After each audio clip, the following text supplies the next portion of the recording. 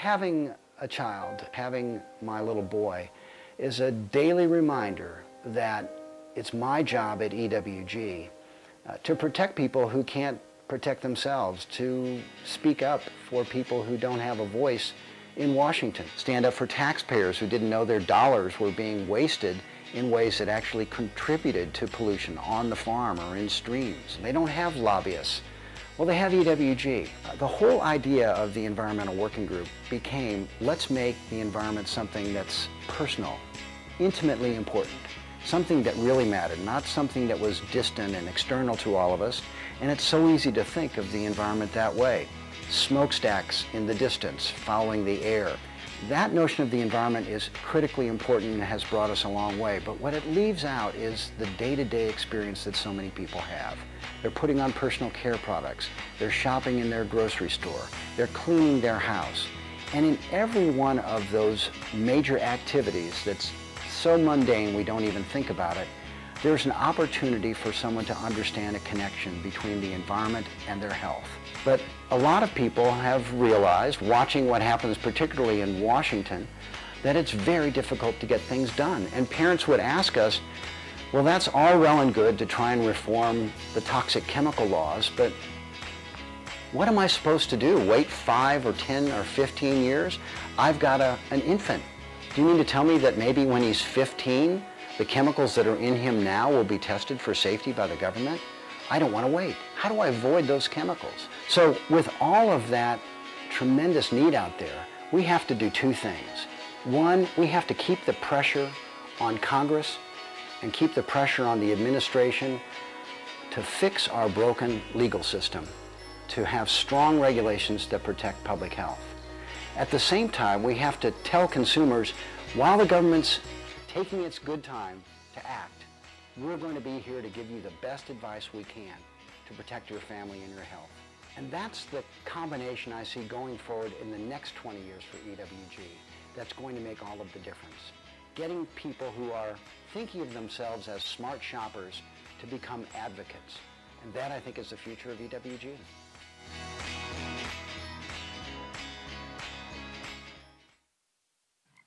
Remember what it felt like to be curious? To smell the world for the first time. See it for the first time. Touch and feel it for the first time. To wonder. When you look closer, really close, you start to see the beauty in everything. That the things that exist between you and me are truly connected and in perfect balance. EverythEverything around us is all we really need. So let's experiment more, search more, love more. Wonder like nobody's watching. Join us, and let's experience the world for the first time, every time.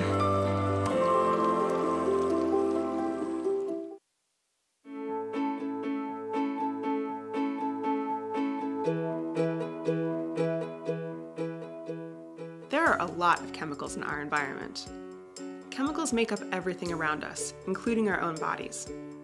Chemicals such as water, oxygen, and carbon are essential to life. But many other chemicals can be toxic, including substances that can cause cancer, known as carcinogens. Carcinogens can damage our DNA and the way our cells work. Our bodies have built-in defenses to stop or correct this damage.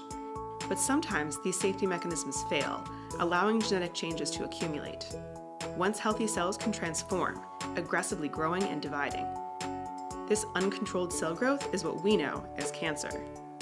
Unlike normal cells, cancer cells do as they please. They hide from our immune system and form tumors that create their own blood supply. They can even invade other organs. These are some of the characteristic hallmarks of cancer. They're what distinguish cancer cells from normal cells. Right now, scientists test individual chemicals one at a time to see if they can cause cancer on their own. Chemicals that break down our defenses and cellular controls, triggering a series of cellular changes that create the characteristic hallmark properties, eventually leading to cancer. This research has revealed a lot about carcinogens, but it doesn't tell the whole story. Since the 1970s, about 85,000 chemicals have been approved for commercial use. People come in contact with these chemicals every day, and we don't experience them one at a time. Scientists have found hundreds of carcinogens in people. A group of scientists taking part in the Halifax project have a new theory, that combinations of chemicals could act together to contribute to cancer. As with individual carcinogens, each component of a chemical mixture could knock down the body's defenses and cellular controls, triggering the hallmarks one by one. Combined, a mixture of chemicals could unleash a similar cascade of cellular changes, transforming healthy cells to cancer cells. We continue to try to piece together the causes of cancer. What types of carcinogens might be undetected because we have failed to study how combinations of chemicals affect people who are exposed. To take that next giant leap to prevent and treat cancer, we need to understand how the many chemicals we encounter interact to affect our bodies. Cancer haunts so many of us. More than 1.5 million Americans will be diagnosed this year alone. Now is the time to take control of our health and avoid the toxic chemicals that may cause cancer.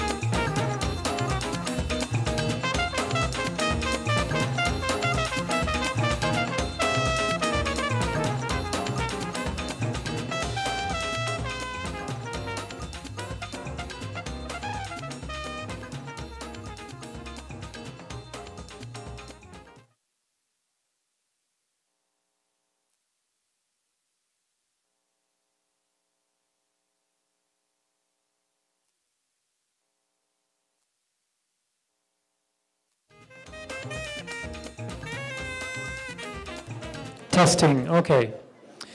If I may have your attention, please. Good evening. My name is Stephen Guilbeault. I'm Senior Director with Évités, and I will be your maître de cérémonie for this evening. Well, thank you for being here. This conference will be held in English to accommodate some of our guests, but rest assured that Est-il will publish a special feature report on their website highlighting the key takeaways for the round discussion and from the conference for tonight. This event is being held in collaboration with the Stroll Cancer Prevention Center of McGill University, the Environmental Working Group, and Est-il. And the goal is to offer a worry-free alternative to consumers advocating for tighter regulations surrounding contaminants in our everyday products through education of the public, prevention and research. These three organizations have put together with great enthusiasm this event, pursuing a shared mission to reduce risk factors related to cancer and limiting daily exposure to various contaminants. What's special about this event? Well, it's actually really rare to have experts from the public health, nonprofit, and consumer goods sectors who are gathered to discuss cancer prevention and who will try to find answer to many questions, but including is it true that half of all cancers could be prevented? That will be one of the big takeaways from tonight's event. It's a unique multi-perspective and multidisciplinary view on cancer prevention that we will get to share with you. There will be a conference by our host, our guest, Ken Cook from the Environmental Working Group, that will last about half an hour. That will be followed by a panel discussion, and I will be introducing our panelists afterwards. And there will be a bit of time at the end for a question from you, the public. So now I would like to introduce Ken Cook. Ken Cook is the president and co-founder of the Environmental Working Group, which for the past 25 years has been researching the way chemical exposures influence our lives, advocating for safer chemical policies, and empowering conscious consumers all over the globe to make healthier choices for themselves and their families. EWG has pioneered the use of digital technologies like their Skin Deep database to put the power of information at our fingertips, and has made EWG the go-to resource for everything from cosmetics to cleaning products to food and beyond. Today, Ken will talk about focused research by EWG and that they have been doing on chemicals and cancer, new methods that are helping us better to understand the disease, and what you can do in your daily life to reduce your exposure to toxic chemicals. So please welcome Ken Cook.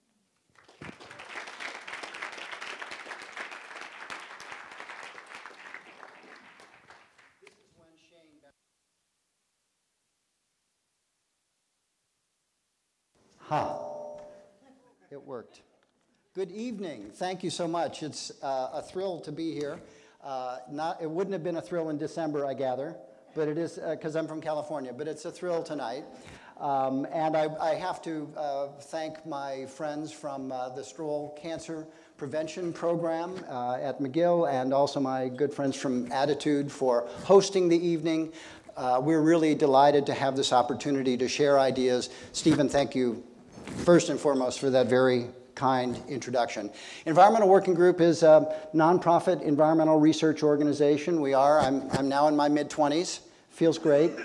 And we have spent a lot of time over the past 25 years trying to make change through the policy process. And more recently, we have come to the conclusion, especially since around a year ago, November, that maybe policy needs to be supplemented in Washington by some other actions taken by individuals and companies. So I'm going to talk to you about all of that tonight, and I'm also going to talk to you a fair amount about some of our research and our perspective on chemicals and cancer, and how that perspective has changed just in recent years, inspired by a wonderful Canadian I'm going to introduce you to, at least on screen, later tonight.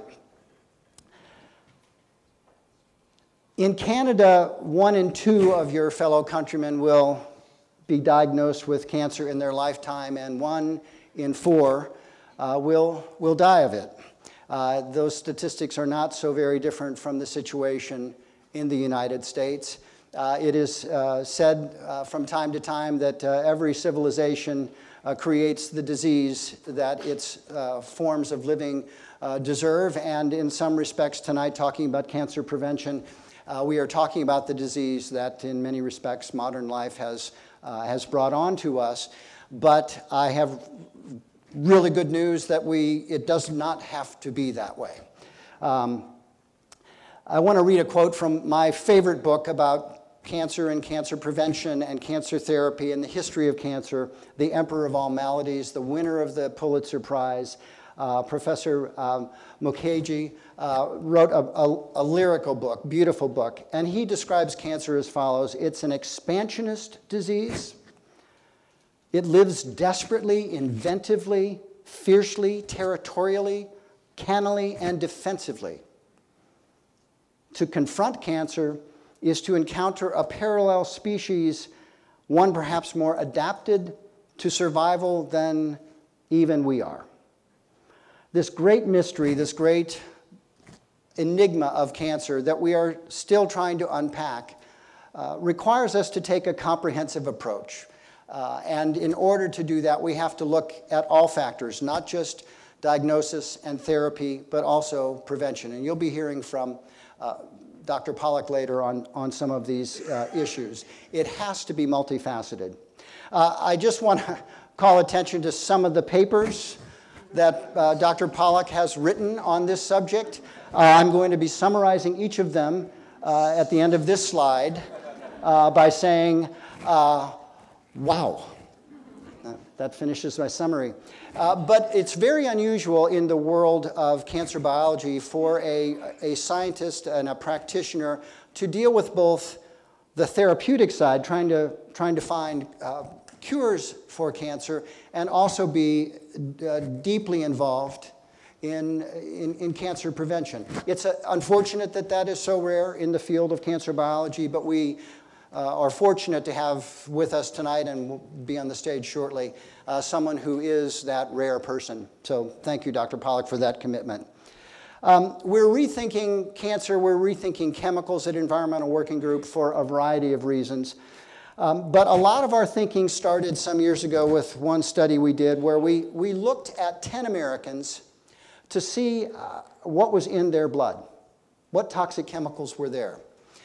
We were looking for industrial chemicals, pesticides, chemicals from consumer products, ingredients that might come off of everything from a projector to furniture to something you stored your food in. And we found in just these 10 Americans, blood samples we collected in 2001 and 2, we found an average of 200 chemicals in each one of them, and a total, through that study and another one, of over 300. Many of which, dozens and dozens of which, were carcinogens.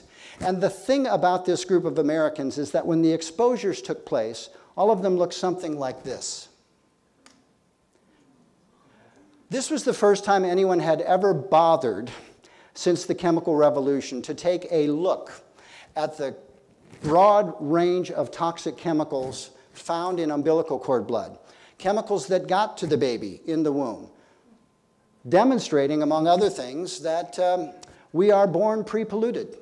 Before we even come into the world, for all the good care our mothers want to take of us during pregnancy, before, and certainly afterwards, and our parents want to take of us, for all of that, we start off with these exposures.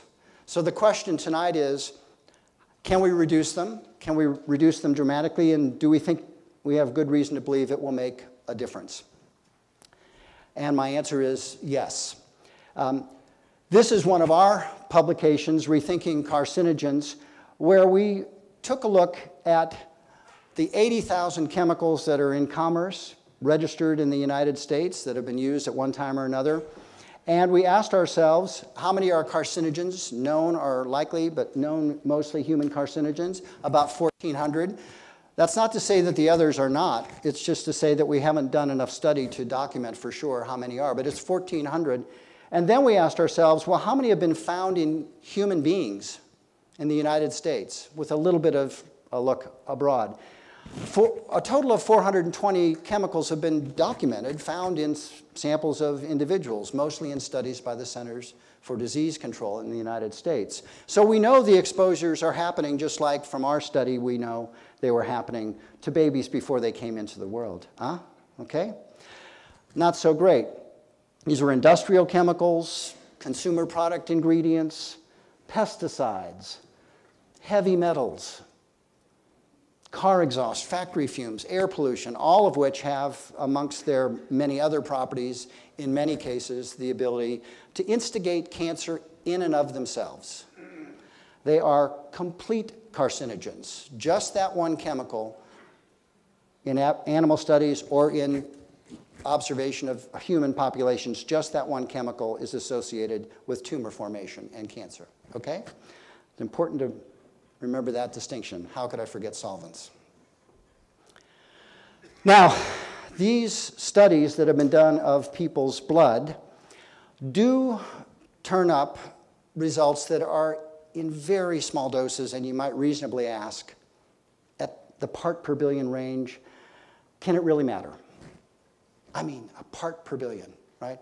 And my friends in the chemical industry have a way of explaining this so that any of your concerns would be allayed, which is as follows. They say that a part per billion equals one pancake in a stack of pancakes 4,000 miles high. They actually stacked the pancakes. They have so much money, and you can see how close it was to the satellite. So is it really possible that one pancake in a stack that high could possibly, in biological terms, be of consequence? Well, it turns out that we know from animal studies and human studies that there are health effects at low doses in the parts per billion range for many of the chemicals we have found in people ourselves in babies. Phthalates, 30 parts per billion, reduces the distance between the anus and the genitals in baby boys, for example. Unfortunately, an increasingly common birth defect. PFOS, this chemical which was the foundation of the Scotchgard formulation for many years, at 35 parts per billion, reduces birth weight and head circumference. What happens when you have a baby? The first thing they do, they weigh the baby and they check the head size, because it's a critical indicator of not just the immediate health of the child, but its long-term prospects, okay? PFOS, 7 parts per billion. This is the Teflon chemical, the manufacturing ingredient that's in everyone's blood in this room. It's in the blood of 90+% of the US population, right? Almost everyone in the room. 7 parts per billion also, low birth rate, weight, and reduced head circumference. Perchlorate, a chemical used in rocket fuel, also occurs naturally. 6 parts per billion has significant effects on the thyroid. At those lows, 6 pancakes in a stack of pancakes, 4,000 miles high. It can happen, right? Now, the reason we know that this can happen is there is a class of chemicals that we've tested very carefully to see if they have impacts at low doses. For example, drugs, before they come onto the market. So Cialis, which can have profound therapeutic impacts on those who use it at 30 parts per billion. That's the dose in your blood when you take Cialis. NuvaRing, common birth control agent. It has 100%, near 100% efficacy at 0.035 parts per billion, right? Not even a pancake, right, in a stack 4,000 miles high. Or Paxil, a common antidepressant. Now, the reason I bring these up is because we know low levels make a difference where we study to see if they do. Not all chemicals do. These are drugs. They're developed to have efficacious effects, therapeutic effects. But at very low doses, they have those effects. And we know that because we study them. With industrial chemicals, pesticides, we often don't, and we never study them in combination. So those hundreds of chemicals that babies are born with are never studied in a laboratory. It would be nearly impossible to construct the number of repetitions, the animal trials, even the cell trials, to come up with all the dose levels and the other combinations you would need. So the experiment's underway with no controls to speak of. We're just being exposed to all of these chemicals. And if that weren't bad enough, it turns out that not everyone is equally susceptible. Some people are more vulnerable, more susceptible than others, even at very low doses. Let's go back to Cialis. If you've seen the television ads selling this product, or if you've read magazine ads, you know that they have to tell you about side effects. Those are called health effects in the world of environmental health, but they're side effects if you're taking drugs, right? So if you take Cialis, one dose, it can be active for 36 hours. And some of the side effects for those who are vulnerable may include headache, upset stomach, delayed backache, so the backache gets there late, I guess, or muscle ache, right? Another side effect, at 30 parts per billion for some people who are susceptible, if you have any sudden decrease in hearing or vision, if you can't hear at 30 parts per billion, stop taking Cialis and seek immediate medical help. And then, of course, there's the most notorious side effect of all. This one, I have two questions about it, okay?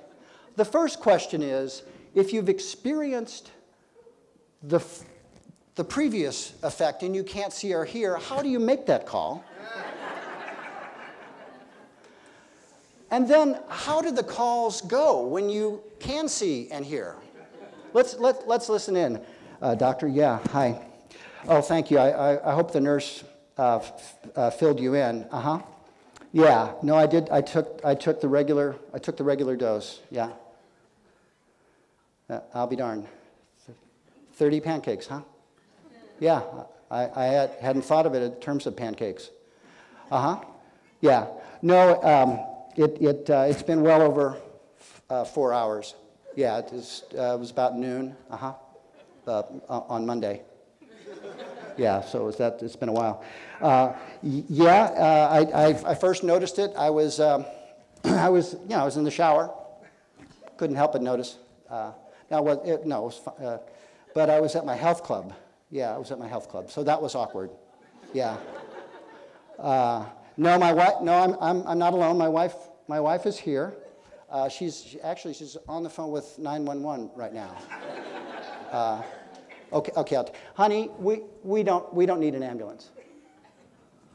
No, okay, yeah. She called a SWAT team. Low doses matter. Some of us are more vulnerable than others, and don't let anyone from the chemical industry or any other source tell you that something in the part per billion range doesn't matter and has no health effects unless they have the studies to show it. And since we don't require those studies on a regular basis, we have to believe that there are occasions when the combination of what you're exposed to with your special vulnerability will, like these side effects, cause a health effect in people. And we know for a fact that that is the case with carcinogens in the environment.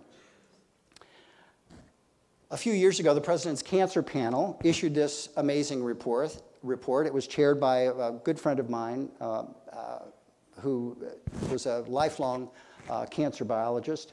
Here was their sort of headline conclusion. The panel is particularly concerned to find that the true burden of environmentally induced cancer has been grossly underestimated. This was written by Margaret Kripke, who is one of the scientists who first discovered the effect of ultraviolet radiation on the immune system. She was a cancer biologist for decades, had a major laboratory. She did not, as a member of the cancer panel, want to do a cancer prevention environmental carcinogen report because she felt like that perhaps there wouldn't be much there. And once she got into it, she has now made it one of her critical career priorities to pursue. And some years later, this gentleman came across my radar.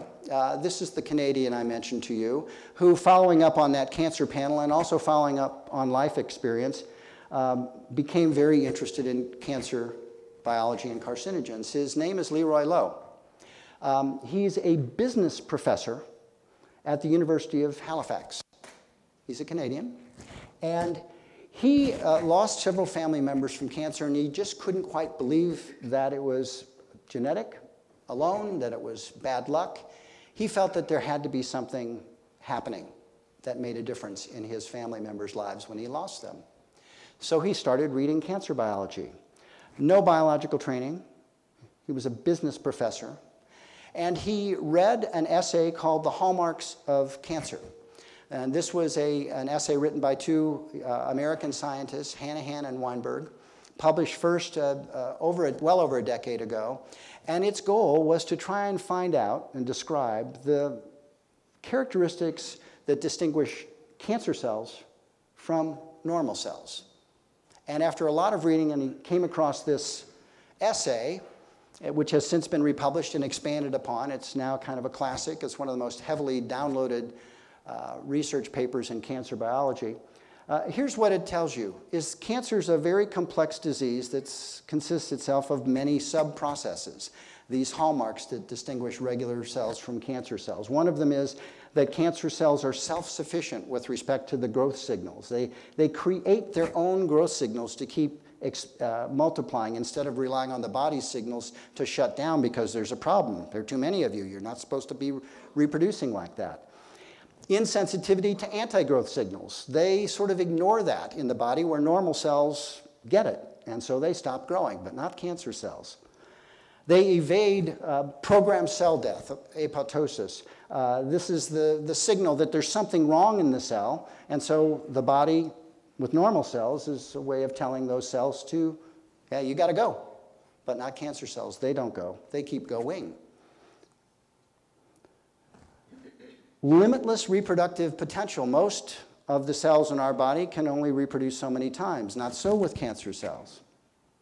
Sustained angiogenesis. This is one of the weirdest features of cancer cells. It's like cells around in your body when you have a wound that will regrow the blood supply. Well, cancer cells recruit tissue, recruit blood vessels from nearby cells so that they can keep feeding the tumor, so it will continue to grow. They make their own blood supply. In this, one of their original papers, they said at one point that it feels as if cancer cells are almost as complex as human organs. I like the quote I read at the beginning. Tissue invasion and metastasis. We all know what happens when cancer metastasizes. That's about 90% of the reason for death from cancer is the metastatic effect. The ability to leave the tissue where the cell growth initiates and invade others, end up in other places. Deregulated metabolism, a fancy way of saying these cells survive well even when they're starved of oxygen, if the blood supply is inadequate. Immune system evasion. Something goes wrong in our bodies, our immune system springs into action. It's not so much a weakness of the immune system with cancer, it's that, like the radar screen's blank. Genomic instability, they're susceptible to damage and unable to repair the DNA once it happens. Inflammation, cancer creates localized inflammation in the immediate tissue environment where the cells are multiplying. And a huge amount of cancer biology is aimed at creating therapies that address one or more of these hallmarks of cancer, okay? So he reads this paper and he thinks, maybe we're thinking about chemicals and cancer all wrong. Maybe instead of looking at those chemicals that in and of themselves cause cancer, complete carcinogens, we should be looking at the ensemble effect of multiple chemicals that are affecting multiple of these hallmark pathways. And there are many biological pathways that are associated with a number of these hallmarks. What if chemicals are affecting those and they don't show up as complete carcinogens? We don't classify them as carcinogens, and yet they could be contributing to the burden of cancer. So Leroy, from his business school university account, wrote 40,000 cancer biologists. And thousands of them responded and said, this is really interesting. So groups of them on 2 different sessions went to Halifax, for a conference. They divided up. They had a list of chemicals that they were concerned about, none of which were known human carcinogens, would not cause cancer on their own, and they looked through the literature to see which one of those chemicals might trigger one or more of these hallmark processes. Non-carcinogens affecting hallmark processes. This was the insight. Then he brought another group together to do the opposite. Are there constituents that might occur, for example, in food most commonly, that have the reverse effect? And we haven't been looking at those in sort of ensemble fashion to see if mixtures of beneficial anti-hallmark types of interactions might be observable. So a separate group did that. Off they went. They published in Carcinogenesis. An entire issue of Carcinogenesis was devoted to this business professor's idea and the 100+ scientists who joined him from dozens of countries around the world to explore it. I think a dozen papers, was it, Catherine, in this one publication, right? Carcinogenesis. William Goodson, the top author there, is a very dear friend, a breast cancer surgeon from San Francisco, who, like Dr. Pollack, is deeply involved not just in treating cancer, but also in cancer prevention in both his research and his practice. We connected Leroy and his amazing team of international scientists to the National Institutes of Health, and NIEHS in particular, which in the United States is the institute amongst our institutes of health that looks at the connection between environment and health. And they immediately decided this was worthy of a full day's symposium with over 100 government scientists to look at this question about maybe we've been getting chemicals in cancer all wrong. And not long after that, we proposed at EWG just a general outline for how the NIH might start looking at these mixtures, difficult as it is, to see if there might be some way to demonstrate this hypothesis that we've been looking at chemicals and cancer too narrowly. We haven't been looking at the building blocks of cancers and the chemicals that might be affecting those, even if they're not carcinogens. But they might well be, right, in ensemble fashion. And then in another journal, another 100+ scientists published the results that showed nutrients found in plants, especially if the plants were, the nutrients were consumed in a fairly pure form, did have the capability to retard some of these hallmark processes that are so critical to the development of cancer. One guy, this project cost $25,000. Everyone volunteered, right? One person making a difference like that and getting a scientific inquiry of this scale underway right up to the NIH. Now, let's look at an example of the two sides of this research project and what it might mean. So this is metastasis, right? There's a tumor. There's a transition period where the tumor cells start leaving their initial location, and they then, through various ways, invade other tissue where they might become situated and cause the dramatic effects we know as metastatic cancer, okay? This is a cartoon, obviously. When we line up, though, the promotion side, the side that causes cancer, the hallmark mechanisms, and the prevention side, we see some interesting things. For example, for metastasis, again, hexachlorobenzene, this is a pesticide ingredient that promotes metastasis in laboratory studies, okay, in cell studies. BPA, not a carcinogen. You can give BPA to lab rats all day long. They won't get cancer. But it does trigger the process of metastasis. Same with phthalates, not a carcinogen.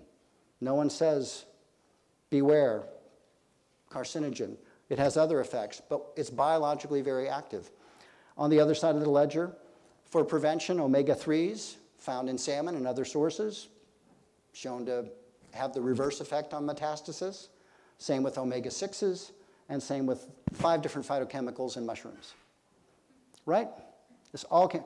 So as I'm reading through this and introducing it to the National Institutes of Health, it's changing the way EWG is thinking about chemicals and cancer, both on the prevention side to avoid those chemicals, and on the prevention side, promotion side, to eat in a healthy way that can make, we hope, a difference in your susceptibility or your likelihood of getting cancer.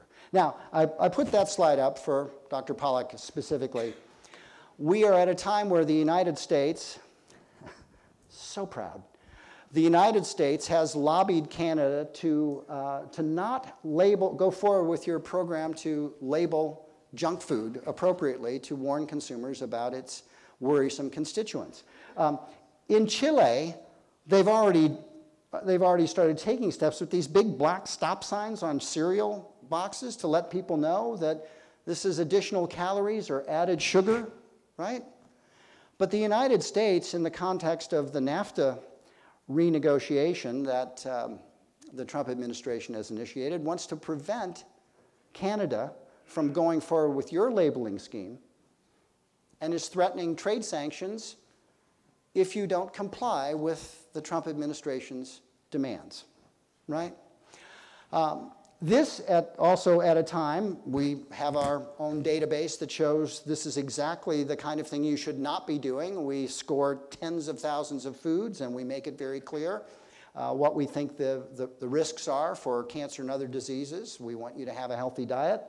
It's on the heels of a recent study that says processed foods, especially ultra-processed ones, the ones that have lots of calories, lots of fat, lots of sugar, lots of salt, that they may be linked to cancer. More evidence accumulating, yet the United States is making this case that we shouldn't, not ban it from Canadian food, but not allow the government of Canada, not allow Canadian citizens to have it on the label, and we are going to fight that with you, I promise you. We are going to stop this if we can. We're going to file Freedom of Information Act requests and find out which lobbyists went into which government agencies, what demands there were to force Canadians to give up a policy that was hard fought to get better information to people on their packages when they buy their food about what's in them and what they should be maybe concerned about. We're going to fight that with you. I promise you that tonight. We also developed a cancer defense diet. We took the information from that approach to Dr. Lowe. He got a PhD, by the way, in cancer biology for this 3-year project that produced dozens of papers and 2 complete issues of 2 cancer journals. We took those nutrient constituents, looked at regular foods, found them, looked again at how they had to be prepared to make sure that the nutrient availability was such that it would likely have those benefits on the hallmark processes we identified, and we came up with a defense diet to do that. This is my friend Meg Hirschberg, who's on the board of EWG. She has incorporated a lot of this thinking and other thinking in a comprehensive cancer prevention program that she started in New Hampshire about 8 years ago. And part of what she's trying to do is make sure it is comprehensive. She's looking at mind, body, the attitude that you have if you get a diagnosis. She's looking at nutrition. She's looking at exercise. She's looking at toxic chemical exposures, a complete, well-rounded approach. What we tell people in all of our tools is there are ways you can reduce these chemical exposures, not just to known human carcinogens or likely or probable human carcinogens, but some of these other chemicals that affect these hallmark pathways, and also in many cases cause other effects. They disrupt your endocrine system, your hormones. They might have effects on the developing nervous system in children, and so forth. Our Shopper's Guide to Pesticides and Produce, if you can't find or afford organic, we look at the data that tells us which conventionally grown fruits and vegetables happen to be low in pesticides just because of the pesticides that were used and when they were applied. And lo and behold, there are lots of foods that are lower than others in the produce line. You should always eat plenty of fresh produce regardless of the pesticides, just be clear. The risks of not eating fresh produce are much greater than the risks of the pesticides within them, but you don't have to, it doesn't have to be either or. You can have a diet rich in fruits and vegetables with less pesticides. Reduce those exposure events. Same with personal care products. We're here tonight with help from a company that is doing amazing work, Attitude, just amazing work, to produce clean products that have none of these worrisome chemicals in them. And they're doing it in the marketplace with great effect. And my hat is off to them as ever. Really just amazing that they built a company that's dedicated to that. And there are other companies doing the same thing. They're going around this blockage in the policy process, if blockage is the right term, in Washington and elsewhere. And they are going directly to consumers and saying, here's a choice for you to avoid exposure events. And if you follow EWG's advice, you'll reduce exposure events by tens of thousands every year. Can I guarantee you or promise you or claim that that will result in you not getting cancer? Of course not. Not even everyone who smokes gets cancer. But what I can tell you is that as the science is coming together, it's very clear two things. One, carcinogens cause cancer. They don't cause it in everyone. They don't cause it right away. They don't cause it always in predictable ways, but we know that there are chemical agents out there that contribute indirectly through the hallmark mechanisms or directly as complete carcinogens. And secondly, as scientists are looking at how to solve this problem, they have come to the conclusion across the board practically that the smart way to do it is just to think about avoiding some exposures. We'll never have enough science, enough risk assessment, enough analysis of the combinations of chemicals that are in us when we're born. We'll never have those studied thoroughly enough to demonstrate which things you must eliminate in order to prevent cancer. But we do know it makes all the sense in the world, and you can live a perfectly healthy, normal, modern life and avoid tens of thousands of these exposure events every single year. And more options are coming available every day as companies like Attitude come onto the scene.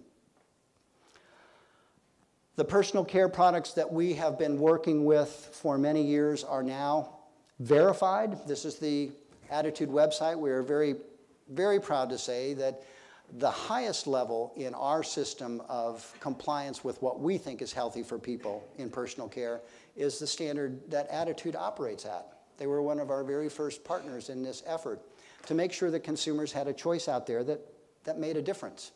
That was, the labels are clean because the products are clean. And they're working very hard to add more of them to their stable. This is happening all over the country. When I started off as an environmentalist, my model was Ralph Nader. I wanted to go into public interest and I wanted to work on policy. My friend Rick Smith is the exact same way. As time went on, I haven't given up one bit on my fight to bring the government to task and hold them accountable, but I've also recognized the ability to work directly with consumers, to guide them the right way, and then to work with companies who want to do the right thing. And we can't wait for government to solve these problems. It is not going to happen. It's certainly not going to happen with our current EPA administrator, Scott Pruitt. Okay?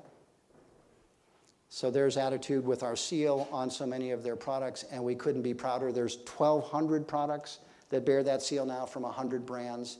We're here tonight to shout out and support Attitude because they were one of the pioneers. This is one of the important ways environmentalism must chart its course forward. We had the era, and we have to continue, of saying no, stop, enough. That, unfortunately, does have to continue.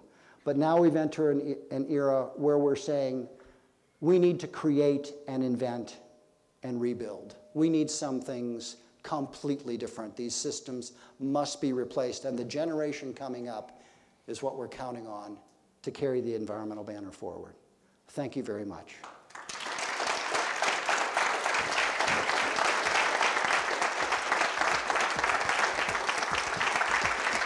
Thank you. Thank you.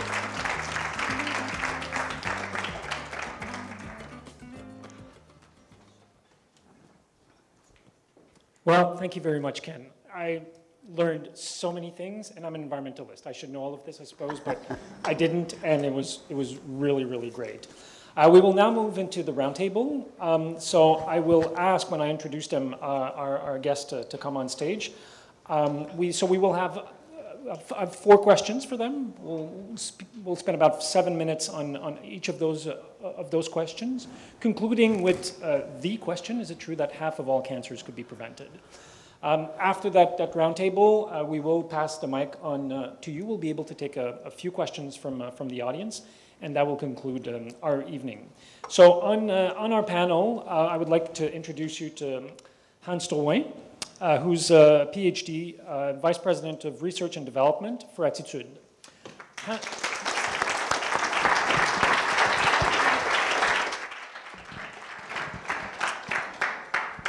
Hans has made a passion of developing natural alternatives to conventional consumer goods with a focus on consumer health. An expert on ingredients, he makes no compromises on health and the environment. The development criteria of the Attitude Lab surpasses established norms by governments and certifiers. For over 12 years, Hans has been involved with different organizations in sharing his expertise and vision for safe cosmetic ingredients and household goods. Merci, Hans. I would now like to introduce you to Dr. Michael Pollock. Dr. Pollock is a tenured professor in the Department of Oncology at McGill University in Montreal.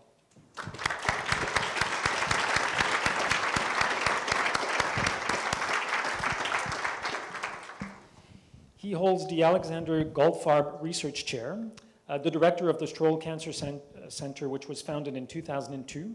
He practices medical oncology at the Jewish General Hospital and also carry out a laboratory and population-based research.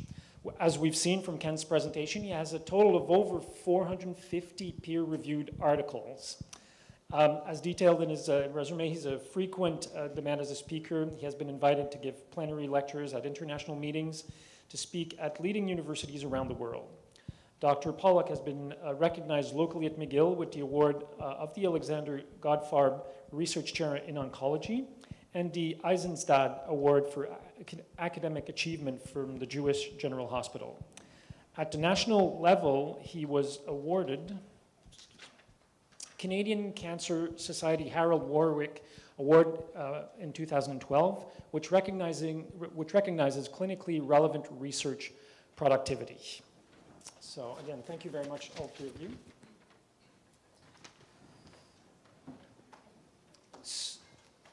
We'll just take a minute to move the lutrin.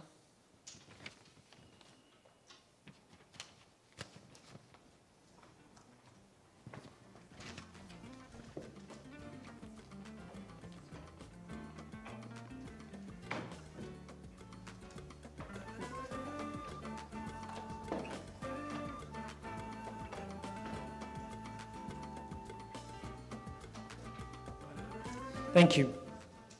So the first question I have, which is, what is the current state of cancer-causing chemicals in everyday products? So I can start. That's a good question. So even though there's a few companies that are doing great stuff according to EWG verified criteria, unfortunately, in many stores we can find pretty much the same ingredient, and these ingredients, I can give you some example. You might it might be a bit painful, but it's sodium laureth sulfate, PEGs. So these ingredients, we can find it in pretty much every product. If you look under like popular brand of shampoos, if you look at cleaners, so you can find these ingredients. And these ingredients have been created back.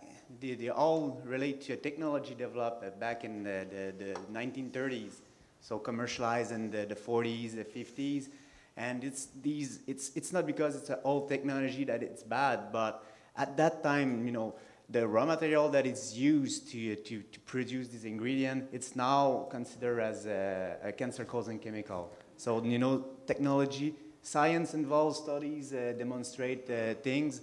So in other words, what does that mean? So in fact, so if these ingredients are present in not every, but a lot of products, so you have a small quantity. So just to take your example, it's like if you take a popular shampoo, so you're gonna have maybe 10 pancakes inside of 1,4-dioxane, just to give you an example. So, you know, that's what we are finding in there's some ingredient of concern. So very present is what you're saying, yes. Dr. Pollock, would you like to? Well, that's true. I agree with that. But I think it's important to look at another aspect.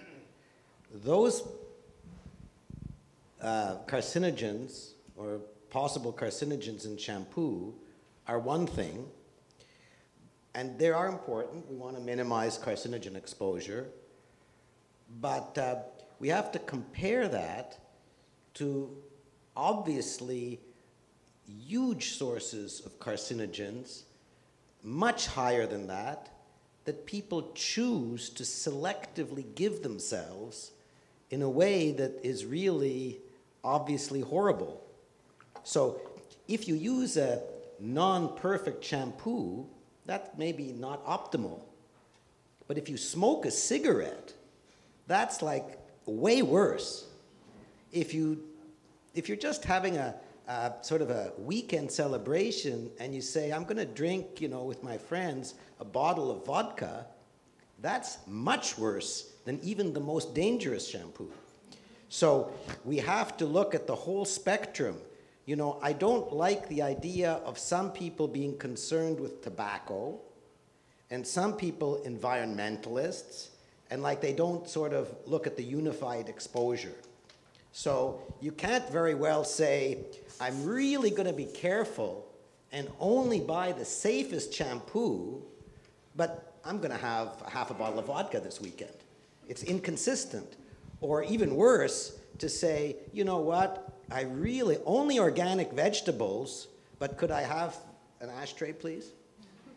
So you have to look at some of the bad habits that are like sort of off the scale in terms of carcinogen exposure compared to the bad household products. So we want to minimize everything. So you have to think globally, not just in one specialized area. So have more of an holistic view of this entire file. Yes, I used to give the example that there was a chemical that was used in toys that was carcinogenic, and it was used in one of these, you saw some video with a little red-headed boy running around. That's my son a few years ago. And I was giving congressional testimony one time, and I said, this is in one of these little play tunnels that he likes to crawl through. And it's put in there to prevent, it's a flame retardant. And we've been very strict with our little boy. He is not to smoke when he's in that tunnel.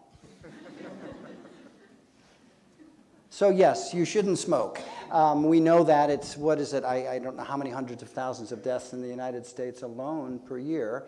We've made some progress in bringing smoking rates down by spending billions of dollars to educate the public, and we have a lot more work to do. You cannot smoke, wear a seatbelt, and eat smarter all at the same time if you choose to do it. And I think that's what that Dr. Pollack is saying. We really do need a comprehensive approach that goes to those issues of exposure to carcinogens and way beyond to how we eat, what we eat, how much we eat, and so forth. Yeah, and the question, is the current state. So I'm not saying that the shampoo is going to be dangerous. My point is just that there's a fact that there is an ingredient of concern in the shampoo. So at the end, it's part of your value, what you believe in. I totally agree. If you smoke a cigarette and you use natural shampoo, yeah. Counterproductive. Yeah, so, but, the current state is that. So that's what we found on shelves. So you need to be aware of that. That's the only point. I guess the second question, and I'm sure many of you have asked that question, it baffles the mind a little bit how, with the regulatory systems that we have in the US, in Canada, Health Canada, how can all of these products, these chemicals, be so available, so widely used? Is our regulatory system failing us? Yes. I just think there's no question about it. First of all, it's very complex science to undertake under the best of circumstances. But when those circumstances are warped by the spending that's done by industry to discourage science or to intervene as we saw in the U.S. stepping in to prevent labeling in Canada as part of the NAFTA renegotiation. All this money that courses through the system affects almost every level of the scientific enterprise, the regulatory enterprise, the legislative enterprise in the United States. And I'll let Canadians speak for the Canadian experience. But we've really gotten to the point where it's very difficult to imagine that even if we knew, and I posed this question to my scientists at EWG a year or so ago, even if we knew that a chemical, say in drinking water, was shown to have, dispositively shown to have harmful effects, carcinogenic effects. I asked them, how many of you think we would have a regulatory standard that would limit that substance in drinking water within 5 years? Now, this is a group of scientists who've been working on toxic chemicals and health for probably a total of 85 years across their careers. So how many, not a single hand goes up. I said, well, how many of you think we would have a drinking water regulation in 10 years? No hands went up. And I said, what if Hillary had been elected? No change. Okay? So the system is, in the US, I'm sorry to say, is quite broken, and that's why we need to make sure that we rejuvenate civic action around it. But one way to do that is to get people to understand that they can begin to protect themselves. They can take some steps that make a difference. And our experience has been once people start doing that, learn how to help themselves, they start focusing on the things that government should be doing, which should not be interfering with NAFTA negotiations to stop labeling of food for the sake of public health. Yeah, and just to continue, here in Canada, the goal of Health Canada is to protect Canadian. So that's for sure, that's their mission. But the thing is, they need to look at data, and you demonstrated it's hard to get data, and it's even harder to get all this low exposure with these cross-contamination from every product. So it's very hard to demonstrate something. So for sure, they're just gonna say, okay, when they have enough data to prove it, so this is banned. So in the meantime, so there's some ingredient of concern, and they know about it. And it's concern, they could tell people, if you want to reduce their exposition, you need to stop using or reduce your use of sodium laurate sulfate, for example. But at the end, like I was talking about the 10 pancakes in your shampoo. So these 10 pancakes, if you use it as ingredients, so if you put it directly in your product, you're not allowed because it's a known cancer-causing chemical.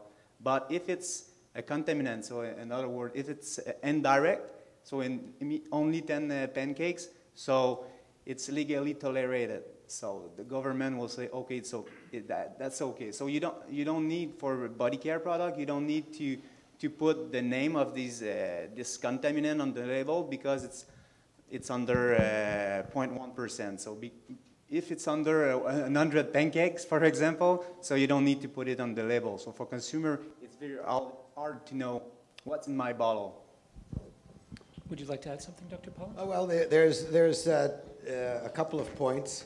One is this burden of proof, you know, like, can you really prove that something is carcinogenic?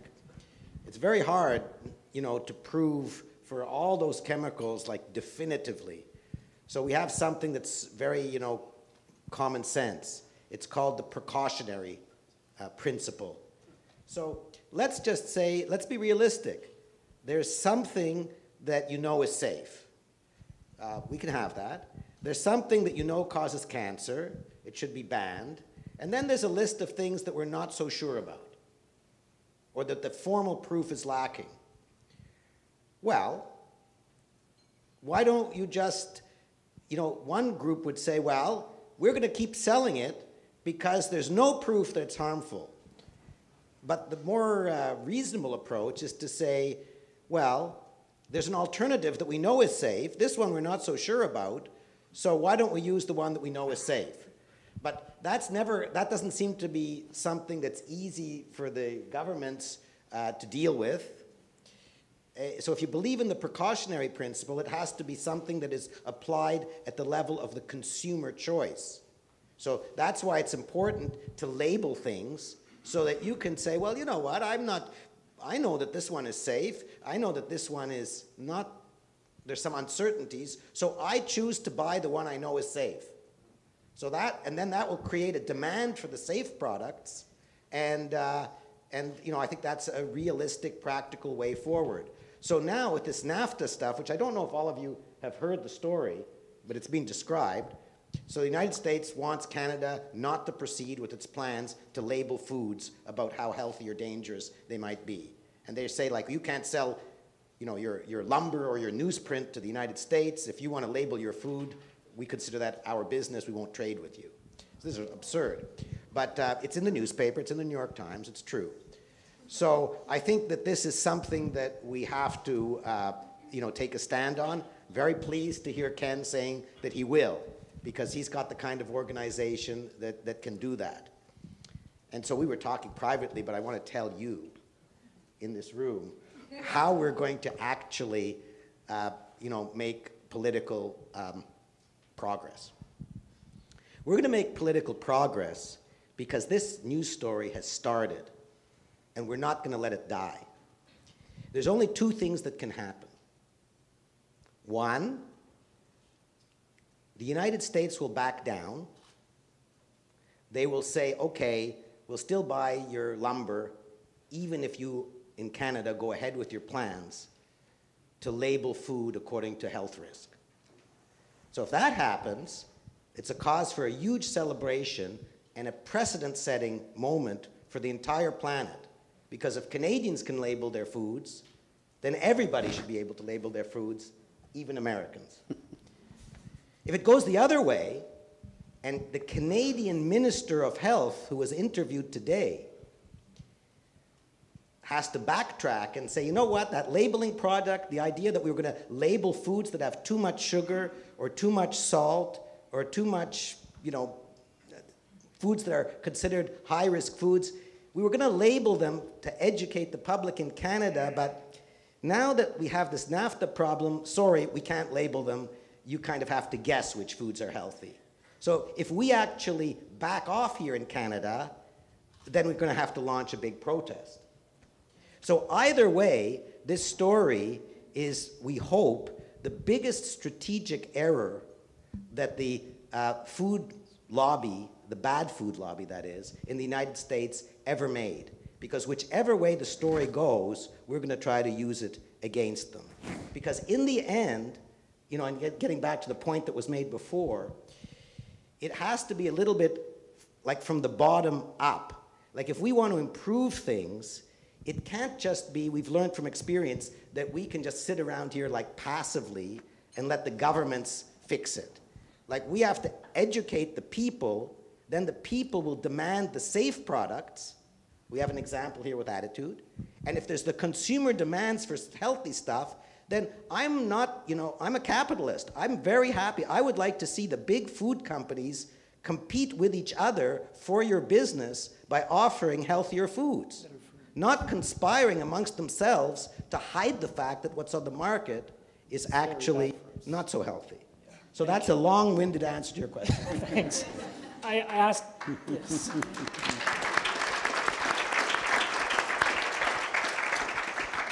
To be very honest with you, this was a bit of a rhetorical question on my part because I knew the answer. The system is failing us in Canada. My organization, Évités, works a lot on pesticides. And Health Canada, to approve a new pesticide, will rely on studies provided by companies that are making those pesticides. And when we've asked to see those studies, they tell us, oh no, we can't. It's industrial secret. So we have to take the word of these companies that these products are safe for us, and this is exactly what Health Canada is doing. So we need to, I mean, we need to have people like all these people doing all the work that they do. We need to have companies like Attitude, but we need to put pressure on our government. That's right. To have a system that will be there to protect us and not to promote the interests of those industries. Our next question is, how do your current activities, initiatives, or project in your specific sector contribute to cancer prevention? I mean, we've obviously heard from what Ken and the wonderful work that EWG is working, but perhaps Hans, Dr. Pollack, you might want to add a little bit? Yeah, sure. It's pretty hard for us to say that we are doing cancer prevention, because if I want to say that, I will need to get data from people that are using our product versus people that are using conventional product. And obviously, we do not have these data. So what we are working very hard to do is to try to minimize the exposition of cancer-causing chemical, endocrine disruptor, or all these ingredients of concern. We try to reduce, to eliminate in our product, but it reduce this exposition to people. So that's our contribution to cancer prevention indirectly.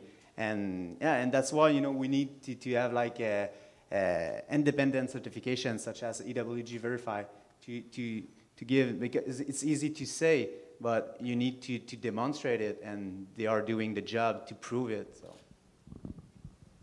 Yeah, well, we're trying to sort of learn more about the whole process of risk and how people get cancer. And I think that there's a very important point here. You know, our kind of, everybody here has to recognize that despite everything you hear, not all cancer can be prevented. And so I have patients who have had perfect lifestyles, you know, and they still get cancer. And there's always the exception on the other side, people with the worst lifestyles who don't get cancer. So, you know, we do think we understand this. The whole process of cancer risk can be compared, you know, in public, most people in the public know something about cars and car accidents. So you have to think of getting cancer like having a car accident. And if you think, what are the factors that determine if you're going to have a car accident, they're really surprisingly complicated. You know, if you had sneezed and left your home 1 second later, you know, you might have avoided a car accident. There's lots of chance in car accidents. But in general, there are risk factors for car accidents. If you drive too fast, statistically, you're more likely to have a car accident. Or if your car's brakes don't work well, you're more likely to have a car accident. So we have risk factors for car accidents. But even if you have a perfect car and you're not drunk and you're not speeding, you still could have a car accident. So it's the same thing with cancer risk. If you have the bad risk factors, the wrong exposures, or some genetic problems, you may have, you know, a higher risk. You may be very lucky and get away with it, but what we're talking about here is, to use the car accident analogy, like, you cannot eliminate your risk, but if you drive with your seatbelt and you don't drive drunk and your brakes work and you're not speeding, you're going to have fewer accidents. Same thing with cancer, except we're not talking about seatbelts and brakes. We're talking about, you know, your lifestyle exposures. So, you know, we don't want people who come down with cancer necessarily to feel, oh my God, I listened to Ken Cook, and it's my fault. I had a bad lifestyle, right, and I did it to myself. Well, sometimes that's true. If you smoked all your life, yeah, it is your fault you got cancer. But there are many people who get cancer at perfect lifestyles, so we have to acknowledge that. There's only, you can vary your risk, but you cannot do anything that will guarantee you get cancer, and there's nothing that can guarantee you'll avoid cancer. You can just affect the probabilities. Thank you. So our last question, is it true that half of all cancers could be prevented? I don't know who wants to go first. I have to. Well, I'll just say this. You know, the thing here is that we don't have precise estimates. So it's a provocative question. I like the question, but you know what? It doesn't really matter. Maybe it's 55%. Maybe it's only 40%. Even the most pessimistic people would say it's at least 1/3 that can be prevented. So you know what? Of all the important things that we have to talk about, whether it's 30% or 50%, who cares? It's a huge amount of cancer that can be prevented, and that's what counts. You know, we don't have a drug that can prevent or cure, you know, 30% of cancers. We can't not rely on cancer treatment to solve the cancer problem, because quite honestly, the cancer treatments don't work well enough and they're too expensive. So whether it's 30% or 50% that can be prevented, doesn't matter. We have to prevent every single cancer that is preventable. Yeah. Amen. Yeah, I totally agree with that. So, and at the end, you know, it's a question of what you believe in and what's your value. So you know that there's a large portion that you control. It's your habit, it's your lifestyle, it's your exposition. So, and this you can control it and you can decide. So at the end, it's what you believe in, and are you going to have it or not? But are you doing stuff that match with your values? So I think that's important as well. Would you like to add something, Ken? I completely agree with these gentlemen, and you know, I do feel that people are beginning to understand that they have to take their own health in their own hands in a deeper way than I feel like I experienced as I was growing up, and certainly that my family experienced. Part of it is cancer. Part of it is thinking about the effects these chemicals might be having on our kids. You get bad news from the doctor, it focuses the mind. You start a family, it focuses the mind. And I guess if we can learn to love the life experience we have and understand it as precious and irreplaceable, we stand a much better chance of taking the advice these gentlemen just gave and try and do all we can to prevent the kinds of behaviors, the kinds of exposures, avoid the kinds of products that might elevate our risk of getting cancer or some other disease. Thank you very much, gentlemen. So it's now it's your turn. We have a couple of microphones. If people who want to ask questions could raise their hand. So we have 3 over here. Oh. Are we? Yeah? Yeah, sure. Okay. So I will actually ask you to come up to the microphone. Let's start with 3.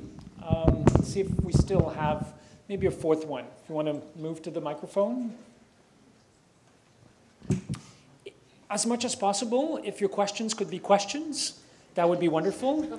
I'll start off by breaking the request just to thank everybody so much for being here. I really appreciate the messaging that you have all said today. I work for an organization, Breast Cancer Action Quebec. We have been partners with many of you, and we are working on campaigns to get civil society engaged with fixing our government.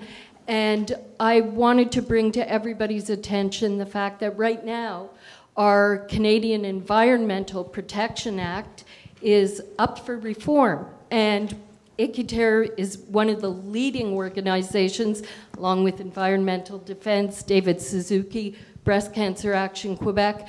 In the last 3 weeks, we got 53 civil society organizations to sign on a declaration saying, we like the government's own report that they put out a year ago saying, yes, our Environmental Protection Act needs reform, and we know what to do. Here's the list of recommendations. However, that report, will it sit on a shelf and not move to law? Probably, unless everybody says to the government, no, that's not good enough. We want you to push. It can happen. So I'm here tonight, and I will remain afterwards. I have postcards for people to sign, and I will tell you once again the name of the organization, Breast Cancer Action Quebec. And Attitude, thank you very much. Dr. Cook, thank you very much. Dr. Pollock, thank you very much. And really rely on everybody here in the audience to help us push that law through. Thank you. Thank you. Bravo. Next question, please. Yes, hi, thank you for the presentation. It's a quick question, I think. So we mentioned that about maybe 30% of cancer we know could be prevented, maybe. And I just wanted to know if we have some more specific data on cancer that could be related to health product. Do we have a percentage? Do we know what kind of cancer? And what do you mean by health product? Oh, like, you know, the kind of... Healthy products. Healthy product, beauty care product, things that you put on your skin. Cream, shampoos, cosmetics. All these things. Yeah. I wouldn't say we have the information we would need to say that that's the case. No, I think for almost any category, even maybe with the exception of some foods, we don't have the empirical base to know. Just think about how hard it would be to figure out that number. You'd have to have, let's say, I don't know, 20,000 people exposed to the product for like 20 years, because it takes a long time for some carcinogens to act. 20,000 people not exposed, and then you'd have to survey them accurately to figure out if there's difference in cancer risk. So it's not because people were lazy, but it's very hard to get those exact data. We may never get the data. That's why you might want to consider the precautionary principle and sort of say, well, we don't have proof, but let me act in a sensible way. Yeah, actually, it's very hard to get the data, because when we were young, you know, when I was a baby back in '78, you know, I was exposed to that. There was no alternative. So we're getting now. So we start to get alternatives. So maybe, I don't know, and maybe in 30 years, maybe in 40 years, we can have like cohort of babies that were exposed to only natural product versus with the same environment, and maybe, you know, with all the data, but, you know, we might get there, but actually I totally agree. It's pretty hard actually to get the answer. Yeah, I mean, I think it comes down to this whole notion of, you know, you want to, when you can avoid the exposures, we have other things to worry about. So you buy a product that doesn't come with that worry and move on to the tougher questions, and don't use attitude products and smoke.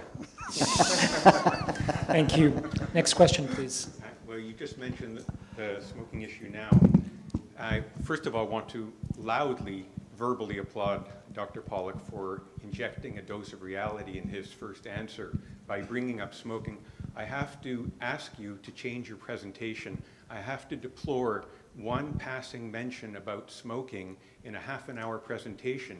You talked about low birth weight and PFOS and PFAS or whatever, and you have, you know, mothers smoking still in fairly large proportion, and this is a known carcinogen, this is a known cause of low birth weight in their babies. So yes, I know that the word environmental is in your title of environmental working group, but you have to integrate the smoking factor more into your presentation. It's not acceptable. First of all, cigarette butt litter is a leading environmental risk factor. And you have, you know, cadmium and nickel and polonium. I mean, you have a huge list of chemicals. So you can't worry about beauty products. Not that they're not significant, not that they shouldn't be looked at, but when you don't have longitudinal studies saying strawberries are bad and peaches are good or vice versa, but you have the longitudinal studies about smoking, you cannot ignore it in your presentation. That's a question to ask you to change. Thank you. Yeah, I'm happy to add that, or happy to add asbestos, add uranium risks. There are many that we work on. I'm happy to add all of those things, and I think you're right. It would be better to have a bit more balance. Then let me just say, we have spent billions of dollars telling people about smoking and almost no money on all of these other carcinogenic risks, even to have the most basic information about them. So in my presentation, I err a bit more on the side of those areas that have been unattended relative to smoking, which is still a huge and tragic problem that tobacco companies are still working overtime to maintain as a problem. So I take your point. Thank you. Good evening. I'm not sure we'll have time for the last one, but we'll try. We'll try to get there. This isn't a question. I just want to thank each and every one of you for this evening's lecture. I believe that education from the bottom up is the way to go. I'm an environmental consultant here in Montreal. I've been following Dr. Cook's work for many years, as well as évités. I'm very grateful that you're both here. I'm grateful to Dr. Pollock for inviting you. And Est-il, I've been a client of yours since day one.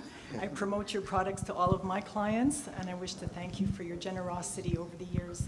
This was a fantastic lecture. Thank you very, very much. Thank you. I'm Yes. also very grateful, thank you, dear, to all the professional experts. I have a triple question, but I'm sure it's really sums up into one, but the oncologist would know best. Would you please speak louder? Thank you. Sorry. It might benefit a lot of people in the room, not just me. What would be, I guess, the medical instructions to avoid recurrence of cancer, or recurrency might be different. Also, METs from an initial cancer, how to avoid that, and or a second new cancer, post-cancer from forming.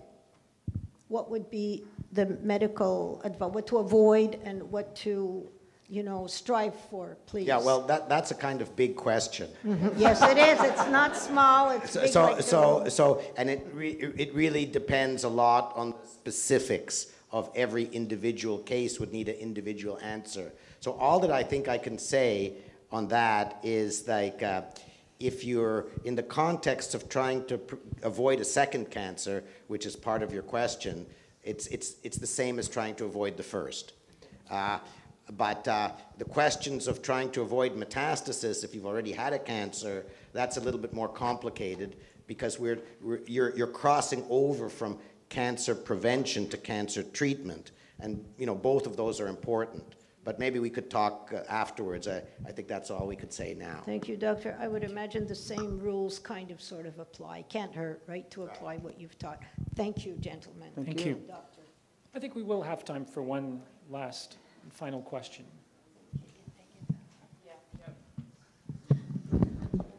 Okay, thank you. My name is Anna. I produce organic cosmetics.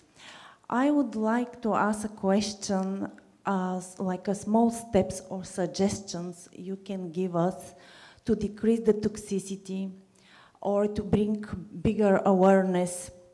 Because I consider the database you use, that you have Environmental Working Group, .org Skin Deep, that everybody should know. You should have told us today. Because everybody can just go and check the shampoo or the lipstick you're using, how toxic is for you. Like a small steps, what we can do. Ken, I think this one's for you. Look, I think the thing about small steps is that every time you complete one and feel successful about it, you take the next step. So each and every one in and of itself is less important in a way than having that experience and building your habits around those kinds of behaviors. You should start with not smoking. See, I've already corrected my talk. Or being around smokers.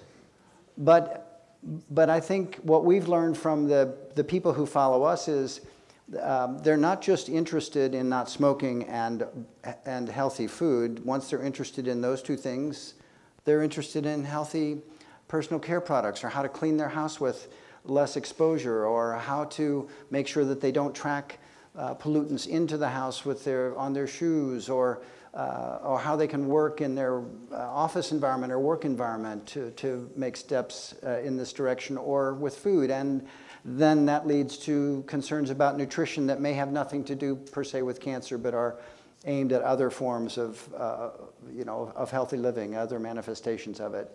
To me, I used to think, I thought at the end of An Inconvenient Truth that the solutions were no match for the problem. And as I thought about that more, change a light bulb.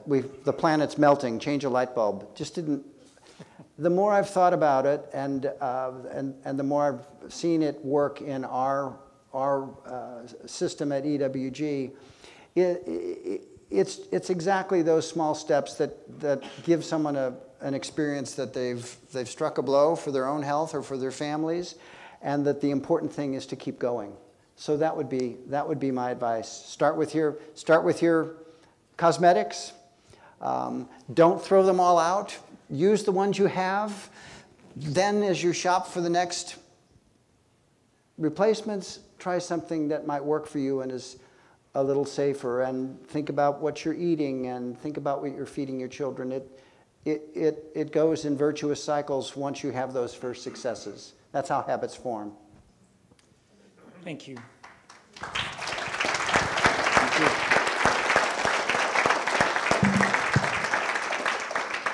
Well, I would like to thank Dr. Pollock, Ken, Hans, and especially Attitude for making this evening possible. I would like to thank all of you for coming here.